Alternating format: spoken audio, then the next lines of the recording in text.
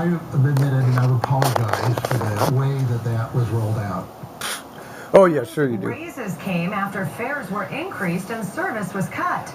Most of those raises went to executives already making six-figure salaries, and Jeff has been digging through a lot of numbers to try to get to the bottom of all this. Okay. Well, Kelly, those executive raises came with no public input. They were actually hidden inside TriMet's budget.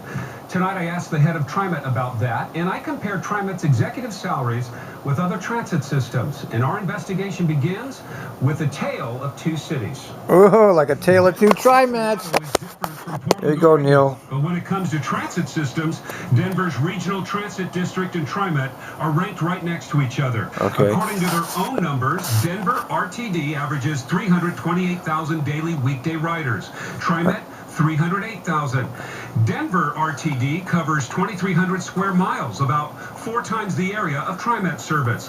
And light rail trains in Denver travel over 120 miles of track, compared to 58 for TriMet. But when it comes to high executive salaries, Denver falls behind TriMet. Records given to Koin News by TriMet show at least 70 TriMet executives and managers Look at all those. salaries above $100,000. 70. A similar search reveals just 51 Denver managers making six-figure salaries. That's still a lot. Do you think that's a fair number for a transit agency the size of TriMet? The answer to that is yes, given the work that we have underway right now. Neil McFarland Okay, is the Neil, general buddy. manager of TriMet. Poor mousy Neil. You gotta feel sorry for him sometimes. Managers at 100,000 or more compared to Denver. That is 4 times the geographic size, moving more people with more equipment. Again, I would say that in general, we are, when you look at the overall comparisons, we stack up well against our peers. So, we compared executive salaries. Documents given to us by TriMet show they have budgeted $208,000 for the newly created position of Deputy General Manager. Last year, Denver's Deputy General Manager was paid $46,000 less. TriMet's Chief Financial Officer is paid over $175,000. That same position in Denver, $18,000 less. And TriMet's Chief Technology Officer is paid $26,000 more than his counterpart at Denver RTD. Can you see why people would look at this and say, when we do compare some of these executive salaries at TriMet, they don't really stack up? There's a definite difference in the positions and the responsibilities, so one has to look at that in a much more comprehensive way than just looking at the wages. McFarland says some of his managers hold more than one job title, so the comparison isn't fair. And Portland's cost of living is slightly higher than Denver's. Yeah, right. Salary, you just gave yourself a raise. You make a little over $221,000. Oh, poor Neil. Any idea what the general manager or executive director in Chicago makes? I don't know. He makes less than you. Wow. Executive at Chicago Transit CTA, Authority huge. almost $19,000 less than McFarland. How about the general manager of Boston Transit? Oh, huge. He makes less than you. King County Metro, which transports about 100,000 more people a day, makes less than you. And I can also tell you, do you know what the general manager in San Diego makes? He makes more than I do. Hey, attaboy, Neil. Executives at San Diego Transit that make more than 100,000. Once again, I would tell you it's a very different operation where a number of the services are contracted. Denver and San Diego do contract out some services, but to passengers, the only thing that matters is the cost of a ride. And TriMet fares are now among the highest in the nation. We're paying more money for less service right now. Jonathan Oster, Oh, there's is a Jonathan. local environmental justice Good, oriented. they got him in Keep there. a close watch on TriMet. When you look at the raw numbers, we're paying the same amount of money here in Portland as transit riders pay in New York and San Francisco, and they get much more extensive service. He's right. For that. He's right. Fare. We compared the cost of a TriMet pass with other transit systems. A TriMet monthly pass for an adult is $100. Any idea what it is in Denver? I don't know the number. $79. Boston. I don't know the number. $70. That's not Philadelphia, $83. Los Angeles, $75. He's just San doing- Diego, $72. McFarland blames fare hikes on the high cost Oh, of yeah. TriMet employee He's union calling it. benefits. When it came to our most recent fare increase. He's blaming it on the union. Of course, you motherfucker. out with a very thorough public process. Ball. And we're asking a fundamental question. We have an imbalance in our budget. Sure you do. That's what. Bald head. Yeah, I know he's a ball mother. So am I. Lifetime healthcare benefits for our What Life. about the administrative costs you can control? Jeff, they are less than 10% of the total. See, he always uses the cop out, For man. TriMet executives, the process wasn't so public. In June of last year. Yeah, oh, look, they got this Board clip. approved cuts to service and fare increases. Remember this? Yes. They also approved more than $900,000 in raises for Yep. TriMet executives. Yep. There was no public discussion. The raises weren't listed as an item in the Oh, budget. God, he gets you, They were Jay. buried inside TriMet's $20 million contingency fund. To many, it seemed like TriMet was less than transparent. You're not- Perhaps an attempt to hide the raises from the public. I have admitted, and I would apologize for the way that was. No, that was that's no good. wrong. We can do better. We will do better. No, you next won't. time. You'll be out of here. I understand why people would say, okay, you took money out of the contingency fund for raises for executives. Why couldn't we take a few million out to reduce fares? Again, I come back to say there's no good time to do what we need to do, but we need to retain talent at TriMet and Oh, boy. talented workforce in the non-union ranks. Yeah, right, Neil. Sure. This is the list given to us by TriMet of the 70 total TriMet executives making six-figure salaries, and at least 50 of them got those raises, and some of these raises were substantial. Right. We're going to share that information with you tomorrow night. And who's watching over TriMet? TriMet lacks a permanent citizen oversight or advisory committee that almost every other major transit agency in this country has. Why? Yep. We'll explore that. Go to Koin.com, where we posted tonight's story and a link so you can find your director on the TriMet. Jonathan Ostar. Area and information on Okay, how to that's contact there's them. your guy to A talk special to. Web Extra, TriMet General Manager Neil McFarland talks more about the high cost of TriMet's union All right. healthcare. And Jonathan Oster from Opal explains why his group sees TriMet creating a budget crisis. Yeah, good for at the you guys. expense of TriMet riders. There you It's go. On Koin.com and part 2. Well, Coin.com.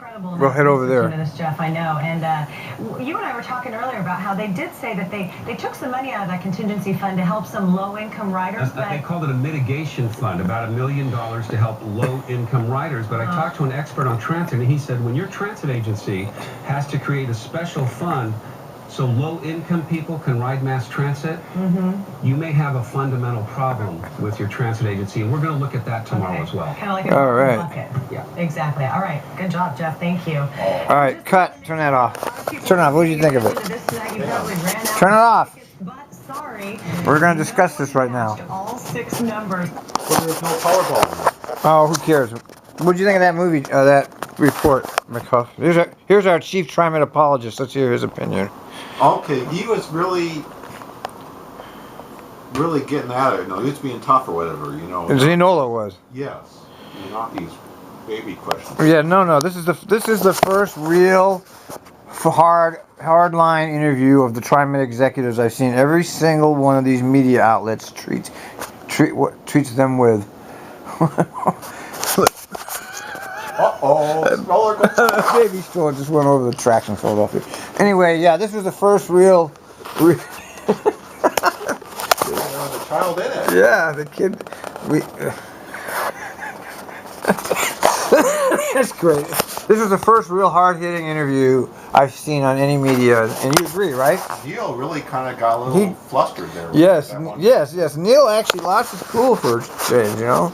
He's usually pretty cool in the face of this. So what else do you have to say? I don't know. Nothing. He's nothing to it. Yeah, I thought it was about as good as you could get and still be civil. Jonathan Ostar is the star of the clip, okay? Because we've been following Opal since they started, and they're the ones with the public appearance. What? He was wrong. There are citizens that oversee TriMet. Who? There are citizens. Who? Who?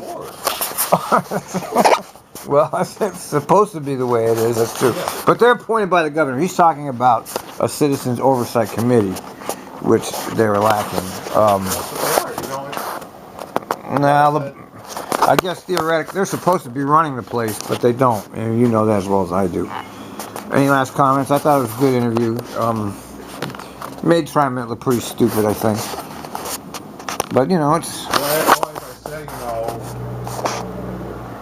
I would ask Neil, what's the difference between 200,000 and 225,000? You know, symbolically, wouldn't it look good Yes. to go down at least a little bit? That's right. I mean, all of that. Right, exactly. Bruce Hansen took a $20,000 cut in his wages. The TriMet executives took a raise. I mean, symbolically, you're absolutely right. So if McFarland and his crew would want to take the high road against the union, they would take a 10% cut in their wage. They'd say, I'm going to sacrifice $15,000, $20,000 a year.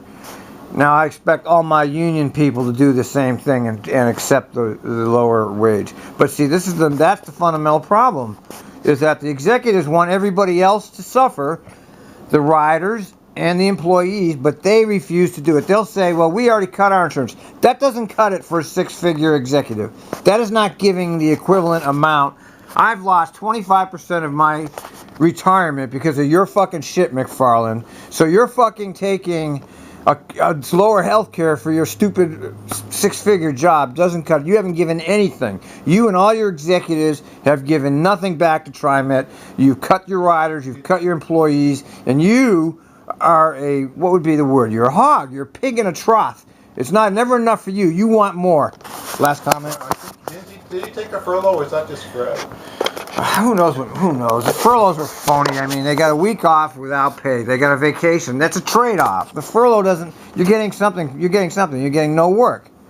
We're just taking cuts. Okay, we still expected to produce the same amount of work. Of course, I don't produce anything anymore because they made it miserable enough for me and lots of other people at TriMet.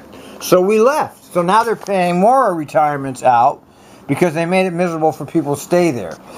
And part of this, I think, is their plan to bankrupt the agency themselves, and so they can go. You know, they're doing so many underhanded things here that I think that possibly they're trying to create a situation where they can go into some kind of bankruptcy protection and dissolve their union obligation. Because they've admitted that their only way to solve their unfunded liability, which was created by them because they chose to use our retirement funds as a check cashing card.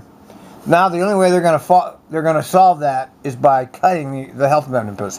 They said it themselves. I heard them say it. Well, the costs are going to spiral out of control. I mean, now everything's funded fine.